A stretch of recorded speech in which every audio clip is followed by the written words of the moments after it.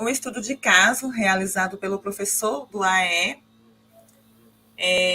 vai sustentar todo o trabalho a ser colocado em prática durante o ano, além de poder ajudar outros profissionais, né, tanto independente, né, da sala de recursos, como também da educação especial. Então, há estratégias possíveis de serem aplicadas com crianças que apresentam transtornos comportamentais mais severos, né? Será que existem estratégias, né, para ser aplicada com esses alunos? E aí, Mara Cecílio, ela vai apresentar um estudo de caso, né, falando um pouco sobre isso, ela que é de uma escola de educação especial. Fique à vontade, Mara. Bom, boa noite a todo mundo que entrou depois, né? Eu vou começar, eu preciso que o Cláudio passe os slides para mim, tá? Para eu começar, então, a explicar através dos slides, que eu acho que vai facilitar um pouquinho. Cláudio, pode passar. Enquanto que o Cláudio está tentando organizar, eu queria fazer, então, 3 ressalvas pequenininhas. Uma, aproveitando a fala da Dizan sobre a questão da criatividade, né, que eu acho super importante, porque nós, professores, no geral, principalmente quem é de escola pública, a gente sabe que os recursos não são ilimitados, né, que eles são bem curtos. Então, a gente aprende a usar a criatividade em larga escala. Então, assim como a Dizan descobriu ali o detalhe que é usado na colheita da uva, assim a gente faz o tempo todo, né? A gente vai... Eu olhei o slide, eu pensei que eram uns rolinhos de papel higiênico cortados, porque a gente sempre pensa em coisas que a gente tem acesso, né? Segundo ponto super importante que a Val Braga falou, a questão de observar o aluno. Na escola especial, isso é fundamental em qualquer escola, mas o que acontece na escola especial? A gente normalmente recebe o PDI do professor do ano anterior, e muitas vezes a gente se condiciona por aquele PDI. A gente cria aquela ideia de, bom, vou seguir o que está escrito aqui. E, às vezes, o que está escrito aqui não é como o aluno reage naquele momento nosso, né? Eu entrei em escola especial, então, em 2020, que foi toda a distância. Então, o retorno que eu tive foi muito diferente do retorno presencial. Foi muito confuso, a gente trabalhou feito umas condenadas e o retorno foi muito pequeno. Aí, quando entrou 2021, eu peguei todos aqueles PDIs dos meus alunos e fui ler para tentar conhecer um pouco mais, porque o contato de 2020, toda a distância, não tinha dado o retorno que eu precisava para conhecer eles. Se puder colocar a primeira lâmina, por gentileza.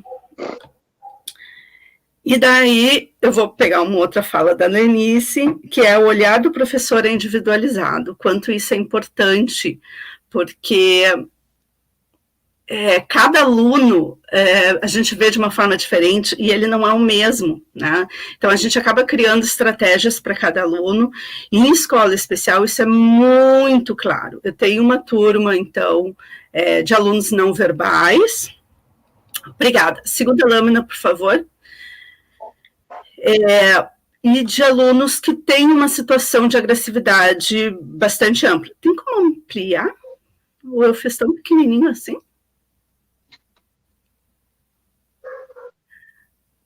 Se der para ampliar.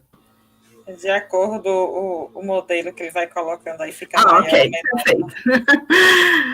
Então, eu vou tentar explicar nessa lâmina a situação. Então, de um lado, a situação do aluno. É um adolescente com síndrome do autismo. O Rick, eu criei um apelido para ele, né? Ele está matriculado há 6 anos na escola, tá? Então ele está lá desde pequenininho. É um aluno com relatos de agressividade extrema e desorganização. Esses relatos de agressividade incluem morder uma professora, de fazer sangrar, de morder um aluno que ele mordeu tão forte que ele tirou um pedaço da camiseta do aluno na mordida. Tá? Em outra situação, ele se desorganizou tanto que foi preciso 3 monitores homens para contê-lo, que ele não se machucasse, não machucasse mais ninguém. Né? Ele tem, então, em função desse comportamento, ele tem uma monitoria individual, ou seja, ele tem um monitor que acompanha ele para onde ele for. Né? E, então, ele é não verbal e ele não está alfabetizado. O Rick, então, quando eu cheguei na escola, primeira vez, contato frente a frente com ele, eu nunca tinha trabalhado, então, presencialmente numa escola especial, só à distância, né, no ano anterior, eu ouvi os relatos dos outros professores. Não te aproxima demais, não vira as costas para ele, cuidado com o cabelo, anda sempre com o cabelo preso, mantém uma distância, esteja sempre antenada, preocupada, evita o toque, se ele for para o teu lado, dá um passo para trás, né? E aquilo, para quem está chegando, o primeiro dia de aula, inclusive o primeiro dia de aula foi justamente com ele, foi um pouco assustador, porque era a minha primeira experiência em escola especial. E o primeiro aluno é aquele aluno que todo mundo diz, cuidado, se ele sorri, te afasta, porque quando ele sorri, é quando ele está prestes a se desorganizar. Então, o primeiro dia foi um caos, segundo dia foi um caos, terceiro dia foi um caos, porque ele só queria pegar um garrafão de tampinhas e virar por cima dele, juntar as tampinhas, colocar no garrafão e virar novamente. E eu pensei, bom, eu tenho que tentar fazer alguma coisa. E daí vem a segunda parte, que é o meu relato. Então, eu tenho a formação em AEE, mas eu não tinha experiência prática, nunca tinha estado numa escola especial como professora. E foi o primeiro contato que eu tive com alunos com essa situação de extremamente agressivos. E outra, dificuldade de locomoção, porque em 2020 eu rompi os ligamentos e eu passei a usar muletas, porque estava na pandemia, o SUS, enfim. Então, eu iniciei o ano com esse aluno usando muleta. Então, eu tinha que me cuidar, porque se ele chegasse realmente a me dar um empurrão, eu ia para o chão, não tinha outra possibilidade, né? Depois, no meio do ano, eu consegui trocar a muleta por uma bengala, e eu ainda estou de bengala, porque a cirurgia é só mês que vem. Então, assim, tinha toda uma dificuldade minha e um não conhecimento sobre ele. Segunda lâmina, a terceira lâmina, por favor. Vou mostrar, eu tapei o rostinho dele, né? Essa é uma sala de aula dele anterior ao nosso trabalho. Como vocês podem ver, tá o caos, né? Ele tá no chão, ele tá tudo revirado em volta, tá tudo quebrado em volta, e tem zilhões de papéis picados. Essa era a realidade do Rick nos anos anteriores, esses eram os relatos dele. E o que eu ia fazer, né? Próxima. Aí as próximas duas fotos são quando eu peguei o Rick pela primeira vez. Então, ele foi direto para o chão, ele tirou os calçados, ele furou a bola e ele queria virar cambalhota e brincar com as tampinhas. E eu tentando descobrir o que eu podia fazer, porque até então eu estava perdida. E daí eu criei uma série de estratégias. Próxima lâmina, por favor. Essa série de estratégias foi conversando com os professores, os amigos, conhecidos, o pessoal da escola, algumas pessoas, assim, professores, amigos meus de muitos anos, que não trabalhavam com educação especial, mas tinham outras experiências, e principalmente com a monitoria da escola. Os meus monitores, eu tenho um monitor principal e tenho os outros monitores da escola que ficam circulando. Os monitores foram os meus anjos da guarda, principalmente meu monitor, porque ele era monitor do Rick já há muito tempo, então ele conhecia o funcionamento do aluno. E ele quer ser professor, e ele acreditou, então, nessa proposta inicial que eu trouxe. Ele comprou a ideia, e isso foi muito importante. Então, as estratégias que a gente criou. Primeiro, a gente fez uma redução do horário. para tentar manter a tolerância ao espaço escolar. Às 4 horas, ele não tinha condições de ficar, porque em um determinado momento, ele cansava do espaço. A minha sala de aula é pequena, ela é 4x4 no máximo, acho que menos, e ela tem uma parede azul, todas as paredes são azuis, num azul royal, forte. É uma sala é muito difícil de tu olhar as paredes com aquele azulão forte. E a gente não tem verba para pintar, né? Então, eu tinha que diminuir o horário do aluno para que ele conseguisse manter a tolerância dentro daquele espaço pequeno, forte, com uma cor muito forte na parede, né? E depois de um ano inteiro em casa, porque 2020 ele tinha ficado em casa, 2021 eu trago ele para a escola e como é que eu acostumo ele, né? Segundo, buscou-se o contato afetivo, o toque, o sorriso. Ainda que eu tivesse medo, eu comecei a tentar abraçar ele toda vez que ele chegava, abraçar toda vez que ele ia embora, tocar muito o ombro dele, a mão dele, conversar olhando. Ele não podia ver meu rosto exatamente, porque eu estava de máscara, mas eu me afastava, tipo 2 metros, baixava a máscara, dava um sorriso, fazia uma cara engraçada e colocava a máscara de novo. Nisso ele parou de tentar arrancar minha máscara, porque ele fazia isso todos os atendimentos. Então, eu parei de perder as máscaras, porque eu me afastava, mostrava o sorriso e colocava a máscara novamente. O brincar livre, intermitente com as atividades de sala. Então, havia um momento que ele ia cansar da atividade que a gente estava fazendo. Então, ele ia rodar a sala, ele ia brincar com uma bola, ele ia olhar a janela. Ok, tudo bem. Ele fazia isso, eu deixava ele sentar no chão, ele pegar um brinquedo aleatório. Daqui a pouco eu trazia ele de novo para a atividade. Então, a gente começou a fazer essas negociações, porque manter ele o tempo todo na atividade era muito difícil, porque ele é um aluno bastante ansioso. Então, eu precisava fazer esses quebras, né? Atividade, brincar livre, atividade, brincar livre. Outro ponto, não demonstrar medo. Porque, inclusive, relatos do pessoal, é que os professores tinham tanto medo dele, que eles ficavam o tempo todo, né, afastados, prontos, né? Então, eu ficava preparada para uma possibilidade de desorganização, mas eu comecei a não demonstrar medo. Ele fazia algum movimento brusco, e eu me levantava e olhava para ele e dizia, não pode.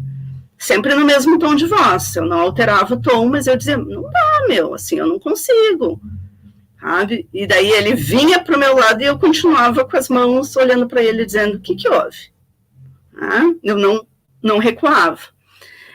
O uso de sucata na confecção dos materiais, principalmente em função daquilo que eu falei no início, escola pública, a gente não tem material, a minha escola é muito legal, a minha escola dá muito material, mas tem muita coisa que a gente quer, e então a gente confecciona. Eu confecciono zilhões de materiais que eu acho na internet, que eu acho nos grupos, alguns dão certo, outros não, mas sucata é uma coisa mais fácil de trabalhar.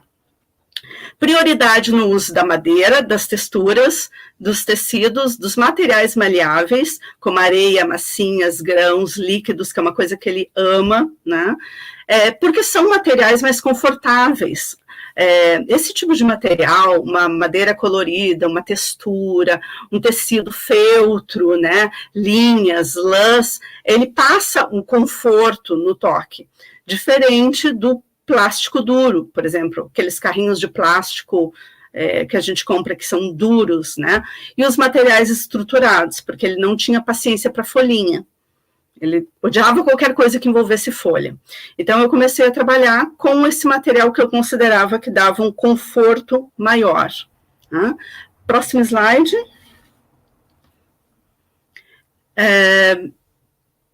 Então, agora no próximo slide vai ter 2 fotos, isto. Um que é o contato afetivo, nessa primeira foto eu fazendo massagem no pé dele. E foi uma coisa, esse foi um divisor de águas, porque até então ele me deixava tocar o ombro, ele me deixava pegar na mão, mas havia uma certa resistência. Nesse dia, eu levei um desses massageadores de madeirinha que a gente passa no corpo para as costas, né? E comecei a massagear a mão, massagear o ombro, e daqui a pouco ele se deitou no tapete, levantou o pé, e eu fiquei massageando o pé.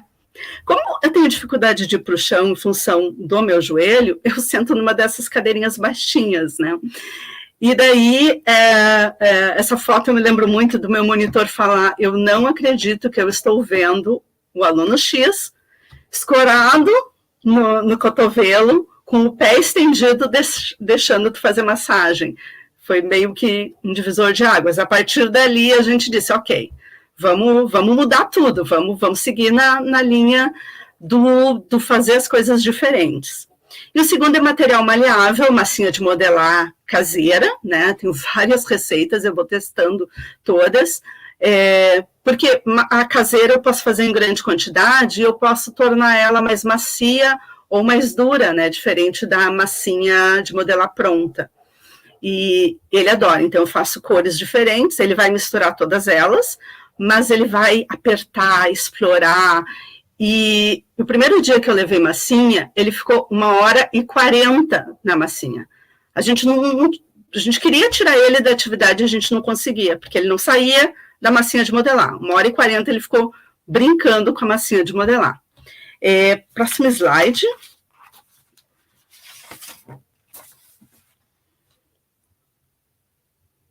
Isso. Então, com o tempo, verificando os interesses dele, a gente procurou, eu digo a gente porque eu e o monitor, a gente trabalhou o tempo todo em conjunto, né?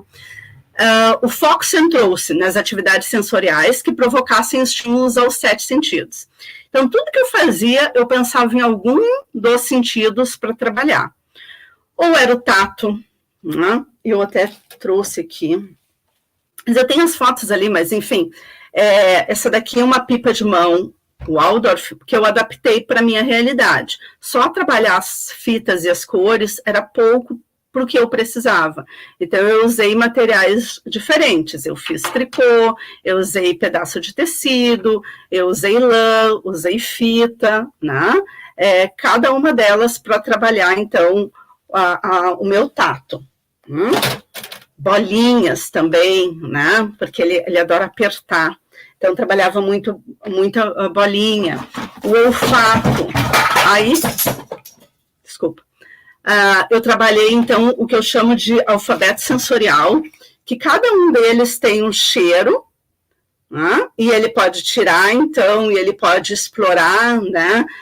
Eu tenho o alfabeto inteiro, mas eu levei, no caso dele, como eu não estava trabalhando o alfabeto, a minha exploração era realmente do cheiro, do gosto, né? Coisas que ele podia experimentar ou não, né? Então, o paladar, porque isso envolvia também o paladar, né? Eu trabalhei o tapete sensorial, que é um tapete de psicomotricidade, que ficava na entrada da sala de aula para ele ir para o chão, para ele se levantar, para ele girar para um lado, girar para outro. Enfim, pode voltar a lâmina, por gentileza. Então, a gente trabalhou em cima dos sentidos e principalmente utilizando, então, as texturas, os encaixes de madeira, né? As atividades calmantes, tipo, vou fazer garrafinha sensorial. Aí eu tenho acho que umas 15 garrafinhas sensoriais. E além de ser um volta-calma muito bom, é uma coisa que atrai a atenção, porque ele tem que comparar o volume de uma garrafinha para outra. Essa daqui desce mais devagar, a outra desce mais rápido. Essa daqui tem glitter, a outra tem pedrinhas, a outra tem lantejola. E assim eu vou incentivando ele a fazer as comparações. As brincadeiras de sopro, de balão, de bolinhas de sabão, de fazer o aro da bolinha de sabão maior para que ele visse uma bola gigante, né? De fazer pequenininho para que ele visse um monte de bolinhas pequenas, o tapete que eu comentei, então, os instrumentos sonoros caseiros, eu fiz muito chocalho, fiz muito tambor, né?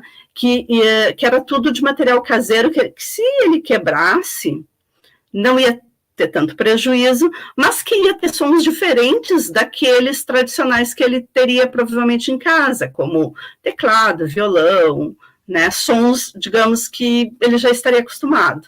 Até porque esse aluno tem uma condição financeira boa, o que é uma raridade, né, mas ele não tem suporte familiar bom. Então, eu tinha que tentar compensar. Próxima lâmina. Então, eu coloquei aqui alguns exemplos de ideias que foi possível criar. Então, o Tetris de madeira, bem colorido, ele adora montar. Esse Tetris tem mais de 40 peças e ele monta num piscar de olhos, ele monta e desmonta, e quando ele está com muita preguiça, ele monta de qualquer jeito, eu aponto onde está a falha e ele tira e arruma. Quando ele está com muita preguiça, ele só vai jogando as peças. Aí eu aponto e agora ele tira, antes ele não tinha paciência. O segundo, então, é a massagem, novamente, né? E o terceiro, arroz colorido, que na verdade eu estou treinando a pinça e eu escondi os peixinhos embaixo do arroz colorido.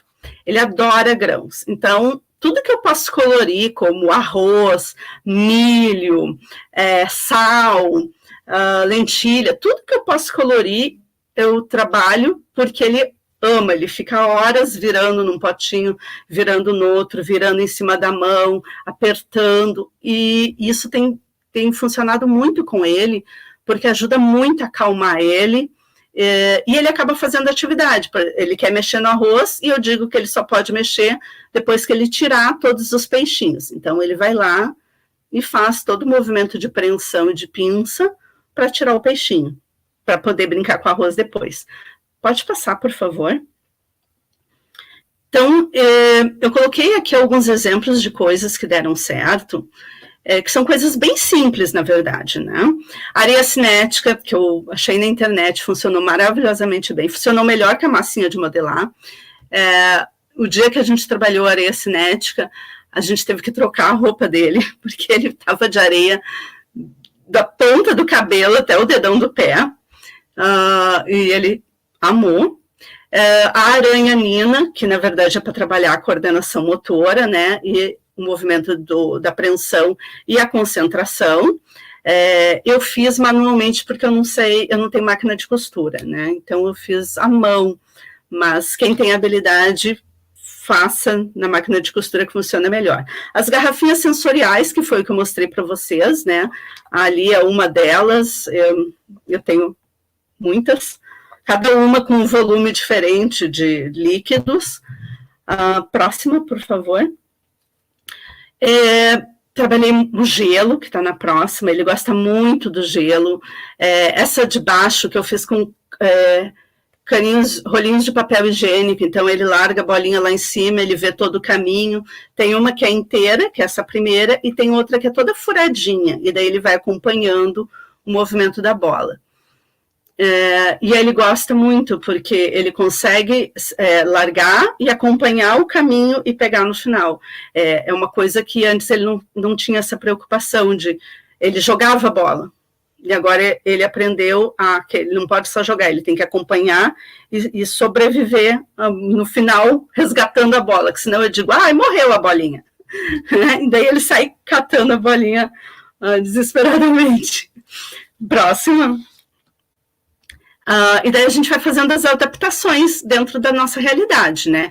Então, a pipa eu tinha feito a pequena era legal, ele gostava, mas eu queria fazer uma que ele realmente pudesse usar no pátio.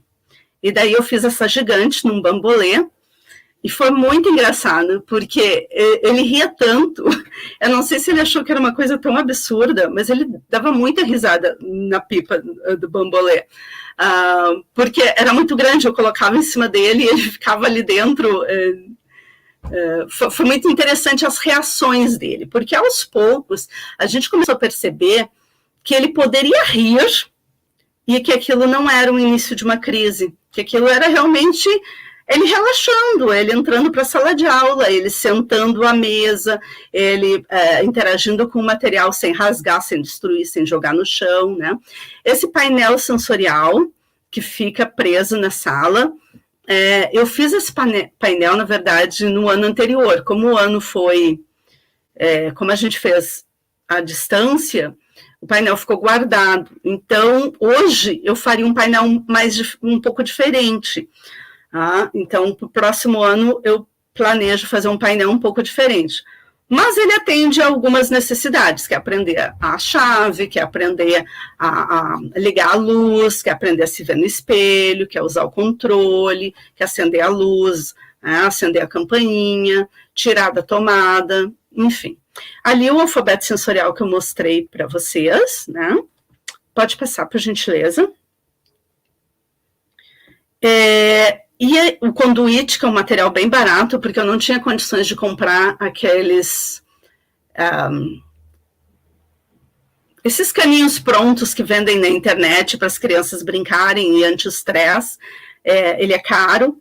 E esse conduíte, que é aquele que a gente compra para passar fio dentro de casa, era super barato. Custa centavos. Então, eu usei os conduítes, que eram mais baratos. Né? E aí ele aprendeu o sopro, porque eu assopro de um lado e encosto nele. E daí eu coloco próximo à boca dele e ele assopra do outro lado. E daí ele começou a assoprar, porque ele achava engraçado, ele sentiu o sopro. Então ele começou a responder ao sopro. Ali é sagu colorido, né? Ele adora melecas, então tudo que eu posso eu uso melecas. E daí ele está trabalhando com aquelas tesouras de bola, porque a gente descobriu que, em função da agressividade dele, ninguém usava tesoura com ele. Ele não sabia cortar, ele não tinha esse movimento da mão para a tesoura. Então a gente pensou, bom, como é que a gente vai trabalhar isso? E daí a gente trabalhou então com essa tesoura de bola. E daí eu tenho uma coleçãozinha que eu comecei a usar dessas tesouras de picote variadas, né? E essas tesouras, então, foram muito legais porque elas têm a ponta fechada, ela não tem como machucar, né? E eu posso trabalhar diferentes formas, diferentes coisas, e ele se diverte igual, porque ele está cortando jornal, que é uma coisa que ele gosta, mas ele está cortando usando a tesoura. Então, ele está treinando a motricidade, né?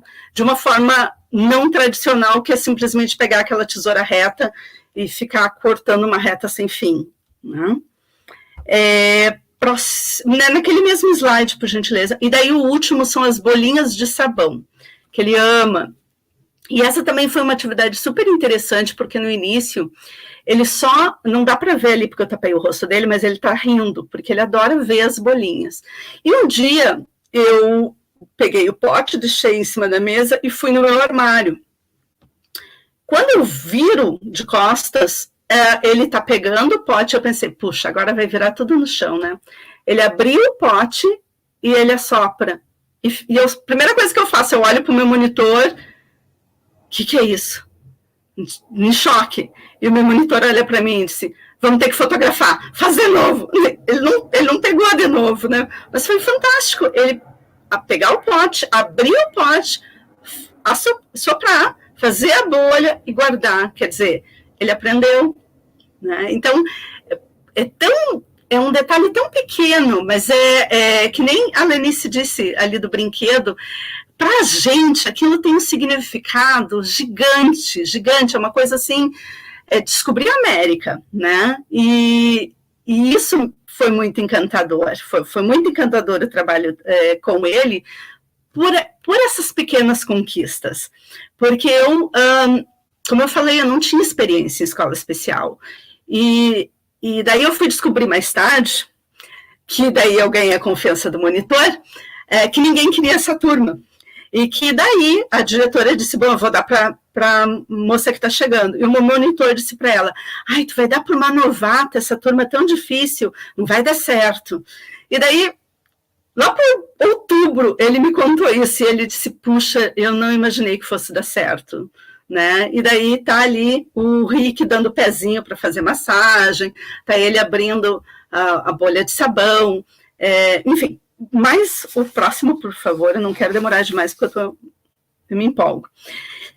E daí tem atividades que também não dão certo, atividades que não funcionam. Né? No caso dele, que nem a Lenice falou ali, né? Tentou um monte de coisa, algumas não dão certo. Então, por exemplo, eu tentei fazer um pareamento com as tampinhas com papel plastificado. Ele odiou, aquilo não teve o menor sentido para ele. Ele não conseguia relacionar o quadrado que eu tinha feito com o círculo da tampinha, mesmo que fosse a mesma cor. Aí eu fiz circular, também não funcionou, porque ele não gosta do papel, o papel irrita ele. Ações via família. Eu queria ter a família que vocês têm, gurias. A Dizan falou da família, a Lenice falou da família. Eu não tenho. Né? Então, todas as ações que eu fiz via família, tipo mandar uma atividade, vamos fazer um bingo da família, interativo, não funcionou. Cards e historinhas impressas, não funcionou. Por mais colorido que fosse, por mais atrativo visualmente que fosse, a família não encampava a ideia. E, então, acabou que não aconteceu. Então, imprimir livrinhos que eu fazia não funcionava, mandar tarefinhas, não adiantava. Então, é também importante a gente pensar, né? Bom, esse aluno, isso não funciona, eu vou focar no que funciona. Né? Próximo, por favor. Ao longo do trabalho, então, a gente foi fazendo reavaliações constantes. Então, primeira constatação, a monitoria foi decisiva. Eu não teria feito nenhum trabalho se não fosse uma monitoria de uma pessoa também apaixonada pela educação. E isso é muito legal, porque em muitas escolas especiais a gente tem muito poucos monitores. Em escolas regulares, eu também sei que normalmente a gente tem um monitor para 2, 3, 4 salas de aula. E daí a gente não consegue desenvolver, porque muito pouco. Né? Segundo, percebeu-se a necessidade de fortalecer o vínculo afetivo. Então, chegou um momento em que a gente abandonou o conteúdo. Por quê? Porque o conteúdo que eu recebi falava em coisas, escola especial, uma turma sensorial, falava em coisas como reconhecer o município. O meu aluno, ele estava precisando entender a sala de aula como um espaço de aprendizagem. Reconhecer o município, entender noções de geografia, estações... Ele não tinha ainda condições daquele passo. No futuro vai ter, mas ele não tinha. Então, foi necessário abandonar o conteúdo previamente estabelecido e focar nesse vínculo afetivo, no laço emocional, para que a gente fosse introduzindo os limites mais claros, do tipo, não, agora é hora de trabalhar, não, tu não pode arrancar o brinquedo da minha mão, tu tem que me pedir, tu não pode gritar, tu não pode bater no vidro, né, vamos controlar, vamos focar nessa outra atividade e depois a gente pode sentar no chão, brincar com o que tu quiser, mas não pode quebrar. Então, a gente começou a negociar esses limites na medida que a gente foi fazendo esse vínculo afetivo. E uma dificuldade minha, né, que era a dificuldade de trabalhar com a porta fechada, porque, como eu falei, minha sala é muito pequena e as paredes são azuis. E elas, o teto, tem um piso direito muito alto, ele tem uns 3,5 metros. Então, vocês imaginem, a sala tem no máximo 4x4 e cada parede tem pelo menos 3,5 de tinta azul. E eu não tenho uma janela, eu tenho basculantes, eu tenho 2 basculantes, que entra muito pouco vento. Então, eu precisava trabalhar com a porta aberta. Né?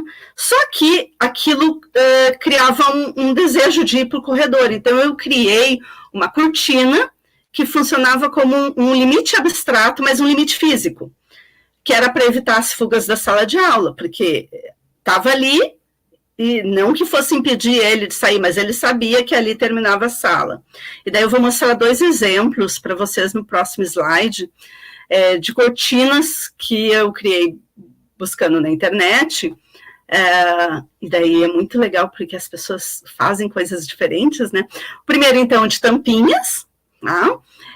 Que ele adorava, as tampinhas também eu classifiquei por diferentes cores, misturando cores, quantidades, então se necessário dava para trabalhar com a cortina, nesse sentido, e a outra aqui são rolinhos de garrafa PET cortados e pintados. Então eu criava um limite físico, uma barreira abstrata, mas que estava ali, né? O resultado foi que ele parou de fugir da sala de aula, parou de tentar fugir. Né, porque tinha algo ali que ele precisava passar, e ele sabia que ele não podia passar dali. Então, a gente começou, olha ali, dá para ver um pouquinho da minha parede, né? Então, ali são 3,5 metros de parede azul, de todos os lados. Próximo. Então, algumas coisas que a gente conseguiu. Então, estender a mão toda vez que ele queria pedir algo e não arrancar da minha mão, né? Não tirar na marra. De começar, então, a introduzir novos elementos. Então, ali tem um joguinho de quebra-cabeça em feltro, tem o arroz que ele ama, arroz colorido, né? Mas, então, os medidores, de ele trabalhar com os medidores, e um joguinho de imã com abelhinhas para trabalhar cores. E como elas ficam sobrepostas, ele gosta muito desse trabalho. Próximo. Então, ele começou a aceitar ser corrigido, né? Eu aponto e digo, vamos refazer, né? Ou a chave na fechadura, ele faz de qualquer jeito, não abre, eu digo, vamos lá, vamos retornar, não abriu a porta, e daí ele volta para o painel e abre direitinho. Começou a ouvir o não, sem retaliação, ou seja, sem tentar beliscar. Eu me esqueci de dizer que eu levei beliscões em fevereiro, março, abril, maio, né? Eu acho que depois das férias eu parei de levar beliscão. Mas eu nunca levei mordida, já estou no lucro. Né? E quando eu solicito que ele recolha o material, eu olho para o relógio e digo, bom, já está na nossa hora, tem que recolher o material. Me alcança, guarda, me ajuda a guardar. Mesmo que seja só largar no armário, eu coloquei ele nesse compromisso, ele tem que me alcançar o material para que eu possa guardar. A gente só sai da sala depois que ele me alcança o material. Né? Próximo. Não, volta uma. É isso. Me esqueci de explicar. Ali para treinar, então, tem os números, né? Mas na verdade eu estou treinando a motricidade dele em passar, que é uma colmeia gigante, daí tem as abelhinhas, ele tem uma abelhinha na mão que ele tem que passar, e o painel que eu já tinha mostrado anteriormente, né? Agora sim, última lâmina. As considerações finais, ou seja, o que a gente percebeu até o momento, né? Primeiro, que o vínculo emocional vem antes da necessidade curricular. Não tem como eu trabalhar o que o currículo exige, o que a Secretaria de Educação exige, se eu não trabalhar primeiro esse vínculo com ele, para que eu possa, então, desenvolver o resto. Que a família precisa ser inserida no trabalho da escola. Eu não tive a participação familiar, então é muito lento o progresso, porque a família ainda é bastante resistente, né? E há necessidade de estipular metas menos rígidas e compreender que os avanços são lentos. Então, se os avanços na sala de recursos são lentos, na escola especial eles são muito mais. Então, é muito lento mesmo. E para quem vem do ensino regular, como eu, trabalhando com o ensino médio, a gente tem uma dificuldade muito grande em entender isso, entender esses pequenos avanços, porque a gente quer para ontem, né? Então, é um aprendizado muito grande. Perceber que, por exemplo, ele sentou à mesa, nossa, isso é gigante. Ele não se jogou no chão, não jogou o calçado para cima, não, né? Isso é gigante, sabe? De compreender esse passo a passo. O próximo, a prática precisa de um suporte teórico, a gente tem que ler muito para a gente poder aplicar, né? A gente tem que ser pesquisador, não se faz só teoria, precisa-se muito da prática e não se faz só prática, a gente precisa de um suporte para tentar entender o que está acontecendo. Que a escola especial ela não é excludente, ela pode ser bastante inclusiva, porque eu tenho que trabalhar essas condições para que ele consiga ter uma autonomia mínima, para que ele consiga tomar água sozinho, comer com a colher sozinho, ir ao banheiro, né, vestir a roupa, e tudo isso é um trabalho que na escola especial a gente consegue desenvolver, e que lá no ensino regular, muitas vezes, com um contato de uma turma cheia de 25, 30 alunos, ele não vai conseguir desenvolver isso, né? E que o projeto de trabalho é flexível, extremamente flexível, e ele se faz ao andar. Não tem como eu fazer um PDI no início do ano e deixar esse PDI. Não, eu faço esse PDI com base no que eu estou vendo hoje, daqui a 3 meses eu dou uma olhadinha para ele, repenso, daqui a 6 meses eu olho de novo, né, e eu vou o tempo todo olhando e adaptando e mudando, porque o meu aluno, ele muda, e aquilo que eu estou vendo hoje não é o que eu vou ver lá no meio do ano, então eu tenho que alterar constantemente o meu planejar. Então, falei demais, mas o que eu queria dizer é assim, eu não tinha experiência, essa foi a primeira experiência, e o que foi possível perceber é que cada aluno, eu vou criar uma realidade diferente, né? E aí as últimas fotos, que é para mostrar como é que a gente terminou o ano, que foi uma coisa assim, inacreditável, que é ele deitado no meu colo, né? Aceitando que eu mexa no cabelo dele, tocando ali, ele tá mexendo no meu cabelo, não tá me beliscando, e uma das coisas mais incríveis que foi ele me dar comida na boca, né? Que quando a gente comentou isso para os outros professores, eles disseram, eu não acredito, porque o Rick é uma criança que joga comida dos outros, né? Ele pega a maçã e joga nos outros. E não, tá aí ele dando comidinha na boca. E isso é muito fantástico. Tem mais um último, que é ele me dando beijo, que agora ele virou beijoqueiro, né? Agora ele chega da beijo, ele sai da beijo, ele virou beijoqueiro. E de novo, então, ele deitadinho, bem descansado, né? E ele conversa com o olhar, né? Ele é não verbal, mas ele conversa com o olhar. Então, a gente chegou num ponto em que a gente se entende. E era isso, é só um estudo de caso. Eu achei interessante, Mara, o que você trouxe aí nas suas considerações, a questão de trabalhar primeiro ali agora a palavra fugiu, mas assim, o sentimento, as emoções, a aproximação, a interação, antes mesmo do currículo. Né? Vínculo afetivo. O vínculo afetivo, isso.